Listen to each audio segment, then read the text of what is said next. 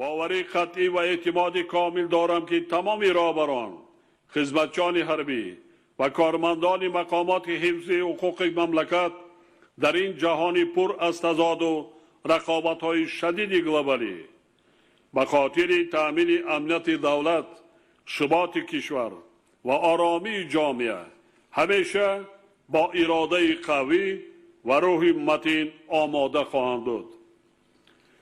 ما و شما باید افتخار کنیم که بعد 1000 سال صاحب وطن آزاد و دولت صاحب اختیار گردیدیم.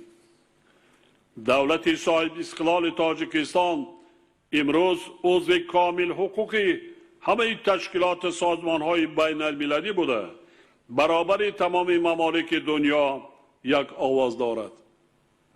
جامعه جهانی امروز نه تنها تاجیکستان عزیز ما را میشناسد، بلکه پیشنهاد و تشبس‌های آن را دایر به حل مشکلات و مسائل گلوبالی و منطقوی دستگیری کرده برای عملی گردیدن آنها تدبیرهای مشخص می‌اندیشد. ما باید از این وطن آزاد و از این دولت صاحب اختیار شکرانه کنیم و نعمت بزرگ صاحب وطنی و صاحب دولتی را چون گهورک چشم احتیاط نماییم.